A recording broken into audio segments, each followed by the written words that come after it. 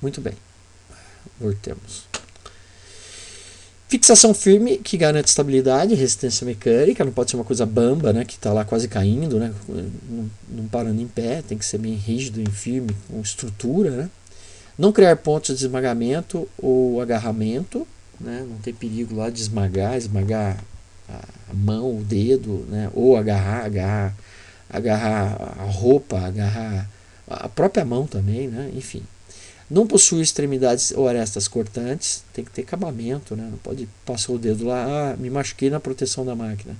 Resistir às condições ambientais, dificultar-se a burla, olha de novo aqui, gente. Né?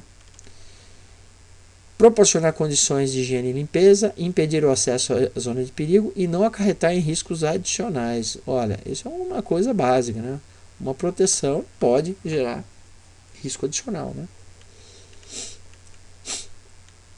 Sempre que forem utilizados sistemas de segurança, inclusive proteções distantes, com possibilidades de alguma pessoa ficar na zona de perigo, deve-se ter censuramento da presença de pessoa, proteção móveis ou sensores de segurança na entrada do acesso à zona de perigo associados ao rearme. Então, o que é isso daqui? Olha, eu tenho lá uma zona de perigo onde a pessoa ela pode entrar lá dentro e às vezes até entra. Se houver o risco, né, eu tenho lá tampas, portas de contenção de acesso. Tal. Se houver o risco, né, se houver o risco de alguém ficar preso ali dentro, eu tenho que ter sensores para detectar a presença de pessoas dentro da área de risco. Eu preciso ter proteções móveis, sensores de segurança na entrada de risco também, associado ao botão de rearme. Eu não posso ter um botão de rearme dentro da área de risco, entendeu? Porque de repente é isso que eles querem mesmo, eles querem entrar na área de risco para poder ajustar a máquina. O capítulo fala um pouco sobre isso, mas não pode ser numa condição normal. Agora imagina, o cara entra lá, fecha a proteção, rearme e fica lá dentro olhando. Eu já vi isso, tá, gente? Então isso tem que ser evitado. Olha só, aqui a gente tem um robô. Esse cara aqui é um robô, né, um robô industrial. Ele está trabalhando dentro de uma área protegida, toda protegida, tá vendo? Então o que acontece? Eu não posso permitir que uma pessoa entre lá dentro dessa área protegida, né, que entre dentro dessa área protegida, e lá dentro ele rearme e o robô comece a funcionar com a pessoa lá dentro. Isso tem que ser coibido, né? É óbvio que numa situação de manutenção, de ajuste, uma situação dessa pode acontecer, mas isso tem uma particularidade para ser tratado. Né? A gente não pode pensar em condições normais de trabalho deixar uma coisa dessa acontecer. A localização do reset manual deve permitir uma visão completa da área protegida pelo sistema. Bom, a localização do botão de rearme, ela não pode ser escondida, ela tem que estar fora da área de risco, lógico, mas ela tem que ser ele tem que estar posicionado numa condição assim que o operador consiga a ver que ele pode rearmar, entendeu? Então é isso que ele quer dizer nesse item da norma. Deve haver dispositivos de parada de emergência no interior da zona protegida, né? Bem como liberar pessoas presas dentro dela.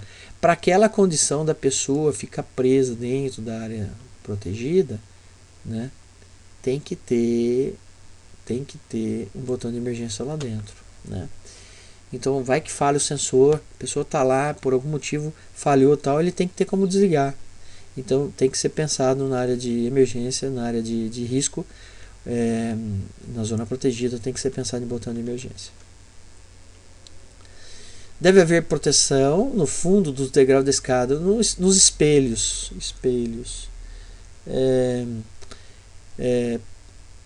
De forma que o pé ou a mão ela não possa entrar ela possa estar protegida, né, e não entrar em contato com a zona perigosa. As proteções, dispositivos e sistemas de segurança não podem ser considerados itens opcionais. Olha só que interessante, não podem os fabricantes de máquina e equipamento Ele não pode falar que proteção de máquinas e dispositivos de segurança é opcional, ele é obrigatório, né? É mais ou menos assim, você quer o teu carro com teto solar ou sem teto solar. Se quer com teto solar é opcional, é mais caro. Máquina não é assim, gente. Máquina é esse quesito de dispositivos, proteções de dispositivos, vem. E obrigatoriamente o cliente tem que pagar por isso. Sobre os dispositivos de paradas de emergência, a máquina deve ser equipadas com um ou mais dispositivos de parada de emergência, conforme necessidade, né? Não devem ser utilizados como dispositivo de partida ou de acionamento, ou seja, não pode ligar a máquina e desligar a máquina pelo botão de emergência. Lembra do botão de emergência? Vamos colocar aqui para a gente ver. Botão de emergência, pronto. Aqui, ó. Vamos só lembrar isso aí, né? Imagem. Olha lá, os botões de emergência. Você não pode ligar e desligar uma máquina com botão de emergência. É isso que ele quer dizer, tá? Isso é emergência. A gente para, né? Mas em condições de extrema necessidade, não em condição operacional, tá? Essa é a ideia. Muito embora eu acho que de vez em quando é importante testar, né? Talvez tenha um checklist que o botão de emergência está funcionando, não é mesmo? Porque ninguém usa, que é proibido, de fato é. Aí quando precisa não funciona, aí também é o cúmulo do absurdo, né?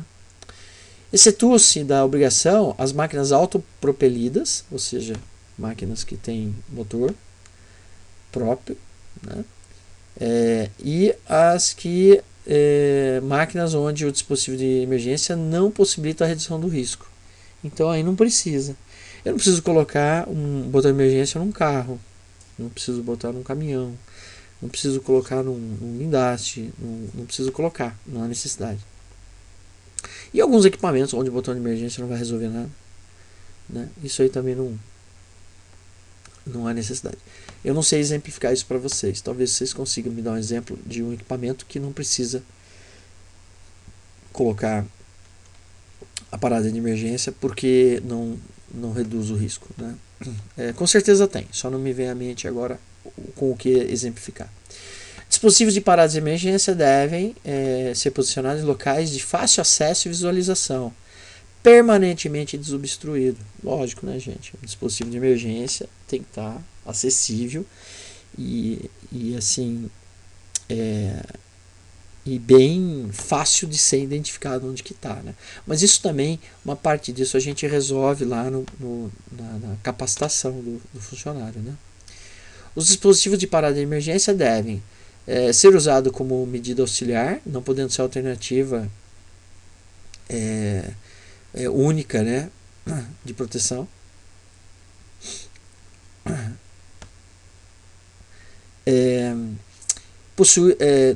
Prevalecer sobre todos os demais comandos. Ora, se uma proteção estacionada, não tem nada que vença ela e a máquina fica parada enquanto ela não for resolvida. Então ela prevalece. E provocar a parada da operação ou processo perigoso em período de tempo tão reduzido quanto tecnicamente possível, né? Isso aqui parece besteira, mas isso aqui é o seguinte, gente.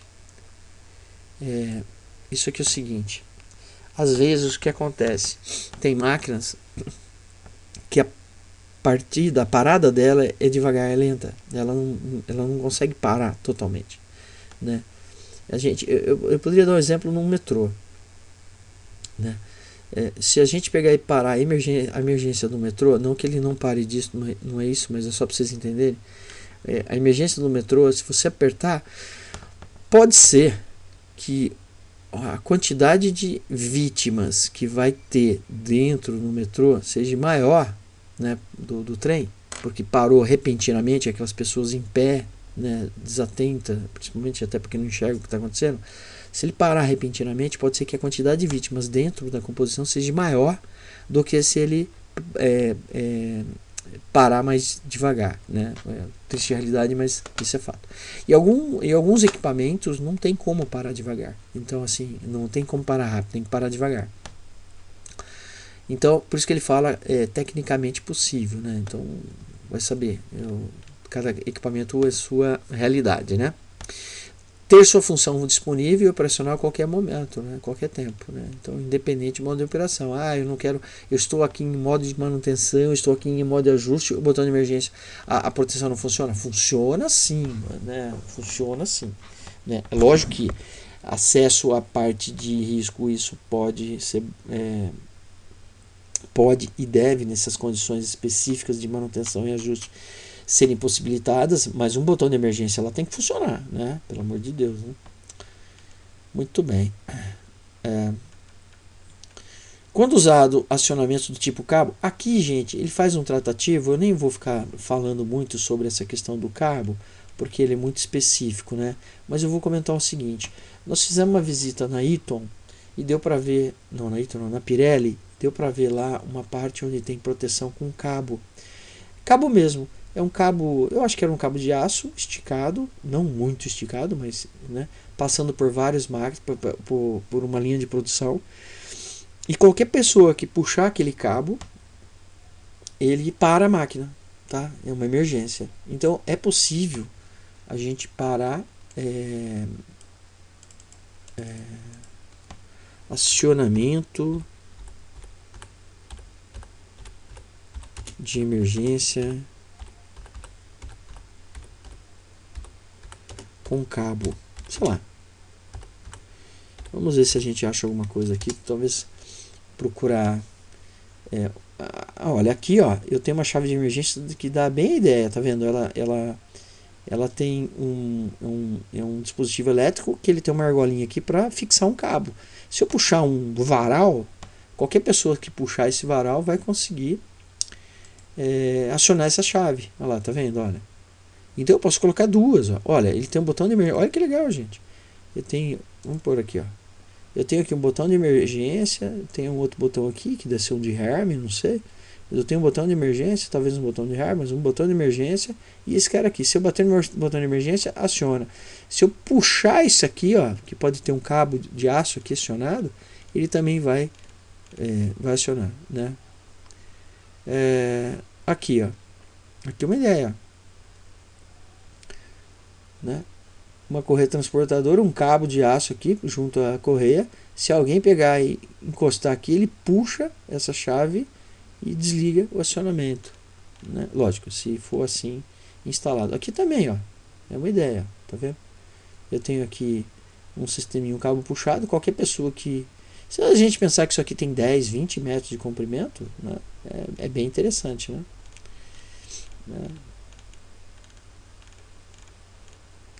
Eu acho que essa aqui deve ter alguma coisa. Aqui, ó. Olha o cabo aqui, ó. Tá vendo? Então, em qualquer região aqui, eu tenho condição de encostar no cabo e parar a máquina. Essa ideia, é isso que a norma fala, é isso que ela veicula, né? Sobre os cabos de acionamento via cabo, né? Componente pressurizado, ele não fala muita coisa não, mas são mangueiras, tubulações e outros componentes que estão pressurizados com ar comprimido, com vapor, com óleo, até água, dependendo da pressurização, né? Dependendo da pressurização é perigoso, né? Existe, só para vocês terem uma ideia, existe, não é isso que diz a máquina, mas a gente tem que levar em consideração também, porque não? Existe máquinas que fazem corte a jato de água, né? Deixa eu ver se eu tenho aqui, né?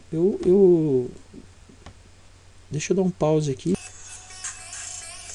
Olha só, gente.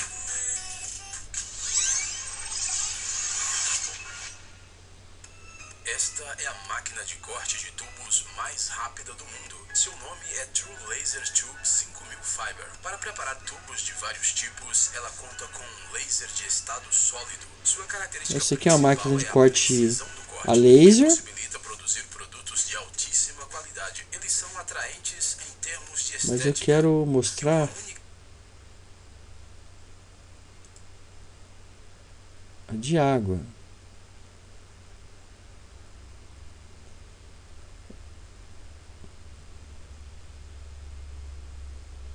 São usadas máquinas a laser com uma potência de até 100 Bom, watts. a chamada aqui fala de água, né? É necessário escolher a máquina certa para fazer esse cavaleiro visto.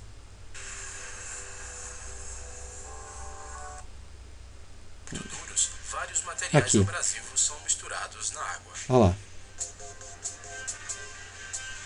Esse é uma máquina de corte a água. As máquinas para lapidação automática de pedras preciosas. Vamos voltar um pouquinho aqui.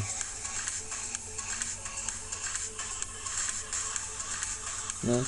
Então imagina. Um jato de água liberado sob uma pressão muito alta é capaz de cortar não apenas metais, mas também pedras. Neste vídeo vemos a máquina de corte por jato de água Jet Edge. Ela expele água sob uma pressão de cerca de 6.900 pascal. Então você imagina Caso de necessidade de cortar metais. imagina se uma máquina dessa com água, se alguém passa o dedo aí, né? Enfim, os equipamentos pressurizados, né, devem ter localizados ou protegidos de forma a evitar ruptura ou vazamento de fluido. Aqui não está falando do corte com água, né, isso, né, mas também entraria. Mas aqui está falando as outras partes mesmo, são cilindros pneumáticos, mangueiras pneumáticas, tubulações, pistões, enfim, essas partes que tem energia potencial, né, digamos dessa forma, elas têm que sofrer um certo cuidado do ponto de vista prevencionista, né?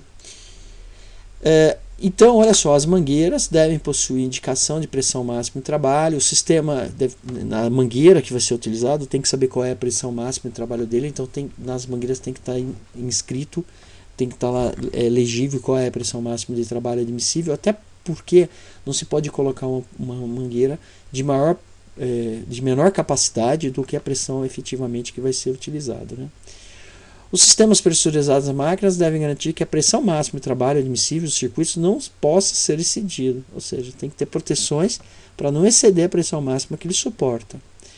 E as quedas de pressões progressivas ou bruscas e perdas de vácuo não podem gerar risco, né? Então, aí ele vai falar sobre manutenção, montagem, desmontagem de pneumático. Normalmente pneumático aqui, gente, são partes assim de pneus, câmeras, etc., né? Das rodas das máquinas e equipamentos não estacionários, ou seja, os dinâmicos, devem ser completamente despressurizados antes de se trabalhar. E o enchimento desses pneumáticos só poderá ser executado dentro do dispositivo de clausura ou uma gaiola protegido, né? Então, igual a borracharia, né? A borracharia faz isso, não faz tudo protegidinho, né? Se estourar um pneu ali, né, é que a pressão é baixa, então o risco é muito, muito pequeno, mas existem outras situações que não é tão simples assim, né? Por exemplo, em recarga de extintor de incêndio. Recarga de extintor de incêndio, que não é esse item da norma, lógico, não se aplica, mas às vezes acontece de explodir um extintor, principalmente de CO2, gente, tá?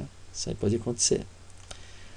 A 12.8 fala um pouquinho sobre transportadores de materiais, né?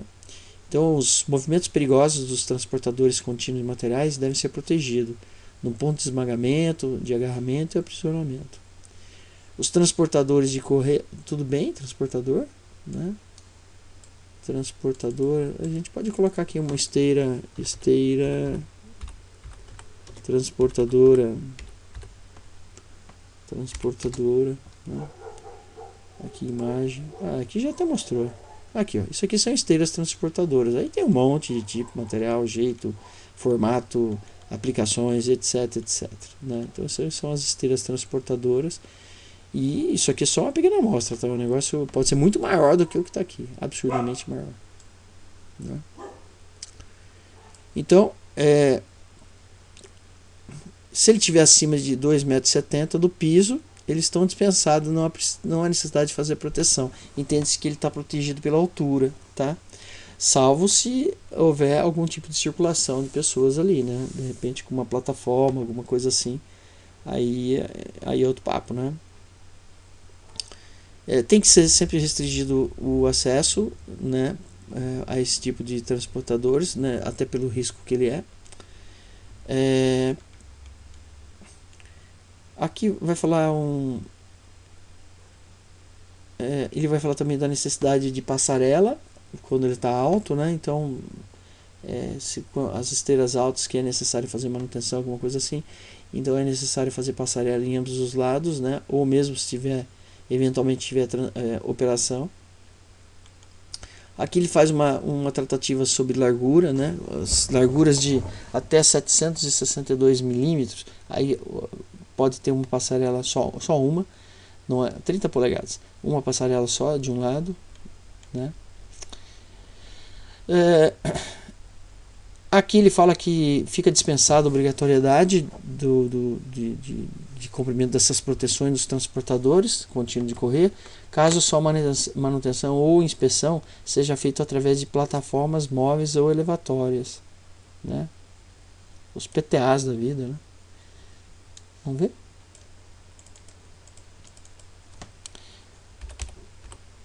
Plataforma elevatória. Tem vários modelos, né? Aqui, ó, tem essa aqui, tem essa pantográfica, aí tem vários modelinhos aí. A pantográfica fica bem pequenininha, ok?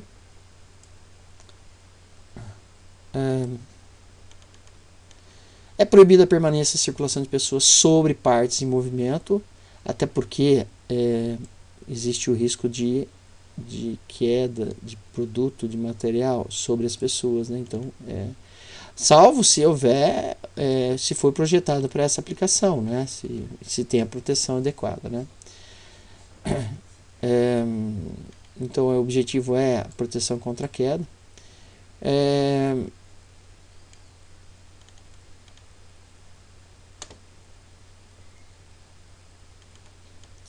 Eu acho que tá bom. Bom, gente, eu vou parar a aula por aqui. Eu até achei que daria para um pouquinho mais, mas não dá não. A gente já está em 40 minutos, um pouco mais de 40 minutos de aula, já é bastante cansativo, né? Então eu vou finalizar ela aqui e deixar uma pequena atividade aí para a gente registrar o teu acompanhamento, eu saber que você está acompanhando e tal, né? Aula que vem a gente continua com, acho que vai mais umas 2 aulas de NR12 para a gente fechar esse conteúdo, tá? Então, ok, até a próxima. Não se esqueça de fazer as atividades que vão estar no Classroom.